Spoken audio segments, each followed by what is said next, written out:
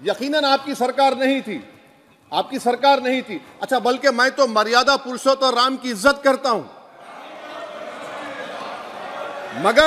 मगर मैं नाथूराम गोडसे से नफरत करता हूं। मेरी नस्लें नफरत करती रहेंगी, क्योंकि नाथूराम गोडसे ने उस शख्स को गोली मारी जिसके जबान से आखिरी लफ्ज निकले हे राम। सर, छठी बात यह है कि 87 में मलियाना हाशिम पूरा हुआ, 83 में नेल्ली हुआ, 44 में जम्मू में नस्ल कशी हुई, 2022 में हल्दीवानी में कत्ल हुआ। इतने धोखे सबसे बड़े किसको दिए गए? असदुद्दीन ओवैसी को दिए गए। मगर फिर भी मुझसे ही कहा जाता है कि वफादारी को तुम साबित करो अपनी ओवैसी। सर, आज भारत के 17 करोड़ मुसलमान अपने आप को अजनबी और एलिनेट महसूस कर रहे हैं। मैं बहुत बड़ी नाइंसाफी होती है, सर ये कोई तारीखी नाइंसाफी को इंसाफ नहीं किया जा रहा है। स्पीकर बल्कि सर, अंग्रेजी में स्पीकर सर, केवल एक प्रश्न का जवाब ओवैसी साहब दे दें कि बाबर को वो आक्रमणकारी मानते हैं या नहीं मानते? पुष्पमित्रा संघा को आप क्या मानते हैं? बताओ, पुष्पमित्रा संघा को आप क्या मानते हैं? जम्मू के वो कश्मीर के वो राजा को क्या मानते हैं जिसके पास एक फौज थी मंदिरों को तोड़ने के लिए? आप क्या मानते हैं? यही तो मैं कह रहा हूं कि निशिकांत दुबे 47 में आजादी मिली, असदुद्दीन ओवैसी से बाबर की बात पूछ रहे हैं। तुम गांधी की बात पूछते, तुम बोस की बात पूछते, तुम जलियांवाला बाग की बात पूछते, तुम काला पानी में जो मुसलमान शहीद हो गए उनकी बात पूछते, मगर बाबर की बात पूछी जाती है। तो सर, मैं आपको बता रहा था, खामखा डिस्टर्ब किए सर, मुझे मेरा वक्त ले लिए निशिकांत दुबे। सर, मैं आपसे कह रहा था, मोदी हुकूमत ये पैगाम दे रही है भारत के मुसलमानों को कि जान बचाना है या इंसाफ चाहते हो। मैं कह रहा हूं, मैं भीख नहीं मांगूंगा, मैं इस नंगी तासुब को कबूल नहीं करूंगा, मैं दूसरे दर्जे के शहरी के मौक़िफ़ को कबूल नहीं करूंगा, मैं अपनी शनाख्त को नहीं मिटने दूंगा। अब मैं झूठी और दिल फरेब बातों पर हरगिज भरोसा नहीं करूंगा। मैं वो काम नहीं करूंगा जो बीजेपी और नाम निहाद सेकुलर पार्टियां चाहती हैं। मैं वो काम करूंगा जो आपको पसंद नहीं है, संविधान के दायरे में रहकर। सर, कंक्लूजन में मैं आपको बताना चाहता हूं कि आज इस देश को किसकी जरूरत है? इस देश को अयोध्या में, तारीख शायद नहीं पढ़ते होंगे, मौलाना अमीर अली कौन थे, पुजारी बाबा रामचरण दास कौन थे? अयोध्या के पुजारी थे। दोनों ने मिलकर अंग्रेजों के खिलाफ जंग लड़ी थी और दोनों ने, अंग्रेजों ने इनको गिरफ्तार किया और एक पेड़ पर मौलाना अमीर अली को और पुजारी रामचरण दास को फांसी दे दी गई। देश को इनकी जरूरत है। देश को शंभू प्रसाद, अचन खां, ये राजा देवी बख्श सिंह के फौज में थे, अंग्रेजों से मुकाबला किया, मुसलमान की लाश को जला दिया गया और शंभू प्रसाद को दफना दिया गया। इस देश को यह जरूरत है, देश को बाबा मोदी की जरूरत नहीं है। आज भारत को अयोध्या के मौलाना अमीर अली और रामचरण दास, अचन खान, शंभू खान की जरूरत है। सर, मैं अभी सुन रहा था ये नाम निहाद सेकुलर पार्टियों के बयानात को। क्या होता है सर, आप, खत्म कर रहा हूं, क्या होता है सर, जब काजी साहब गवाहों को लेकर दुल्हन के पास जाते कि तुमको निकाह कबूल है, तो दुल्हन शर्मा के खामोश बैठ जाती। तो इनकी खामोशी रजामंदी की अलामत है। जी जी। तो सर, मैं खत्म करने से पहले ये बताना चाह रहा हूं कि जब वजीर आजम जवाब देंगे तो क्या वो भारत के 140 करोड़ जनता के लिए जवाब देंगे या फिर सिर्फ हिंदुत्व की फिक्र रखने वालों का जवाब, मैं खत्म कर जवाब देंगे? मैं ये देश, दुनिया, मुसलमान देख रहा है।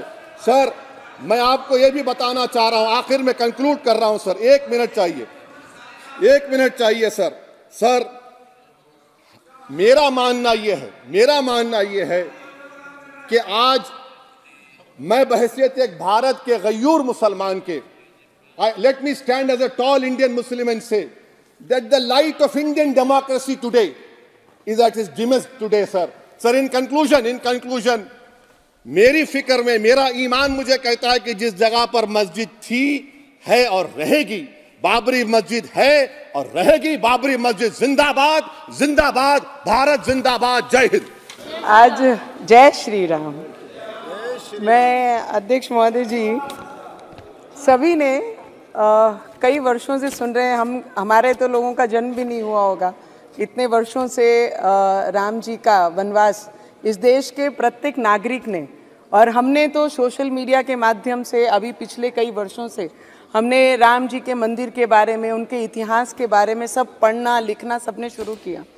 कई ऑपोजिशन के लोगों ने हमेशा, मोदी जी पिछले 10 वर्षों से ये देश में एज ए प्रधानमंत्री जी काम कर रहे हैं, तो उनको हमेशा ही चिढ़ाते थे राम जी का नाम लेके कि राम भगवान के नाम से आपने अपने एजेंडा में डाला था, अब क्या हुआ, कब तारीख बताएंगे, कब राम भगवान का मंदिर बनाएंगे।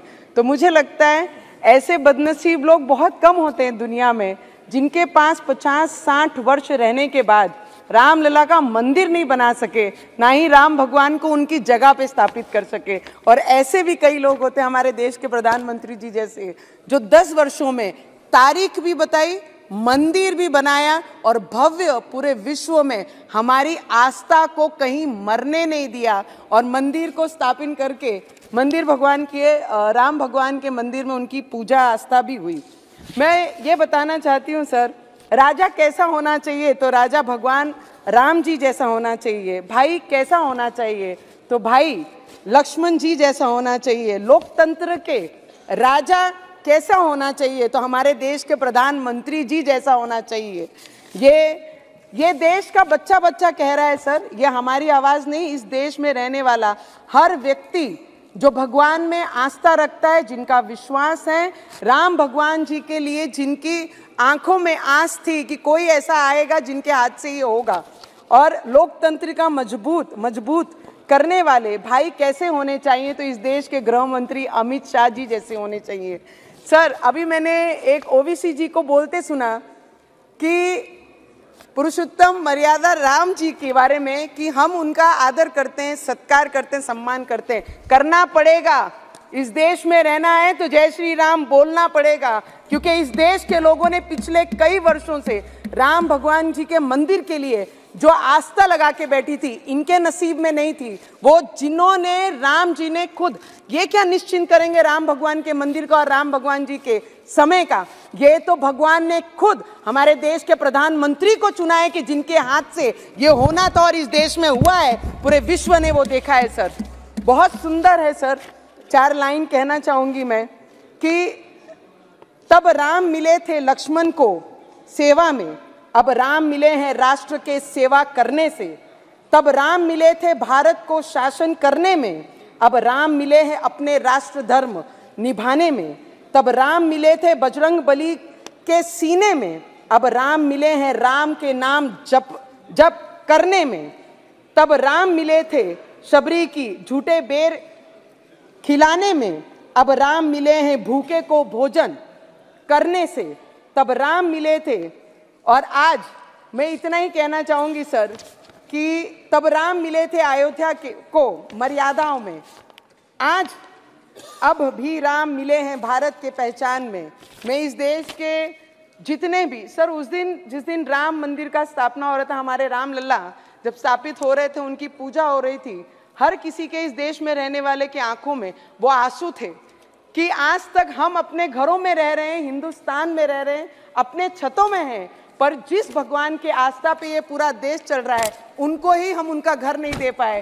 पर ये पिछले 10 वर्षों में जो चमत्कार इस देश ने किया है, आने वाले समय में वो उससे भी ज्यादा बड़ा चमत्कार हमारे देश के प्रधानमंत्री और जिनका भी योगदान ये मंदिर के लिए है, सभी कार सेवक, सभी संत, सभी महाराज जिन्होंने भी आस्था बांध के रखी थी। ऐसे कई संत हैं जिन्होंने 35 वर्ष उस टीन के झोपड़े में रखकर राम जी की पूजा की है। तो मुझे लगता है उन सभी को दिल से नमन करना चाहूंगी। हम इतने बड़े नहीं कि उन्हें नमन भी कर पाए, क्योंकि जिनके रक्तों से वो एक एक ईंट बनी है, मुझे लगता है उनको नमन करने से उनका भुगतान नहीं होगा। पर इस पार्लियामेंट में हमारे देश के प्रधानमंत्री जी, हमारे देश के गृह मंत्री जी और जितने भी पार्लियामेंटेरियन यहाँ पर बैठे हैं, ये आज का इस टर्म का, इस समय का आखिरी पार्लियामेंट स्पीच हमारा सभी का है।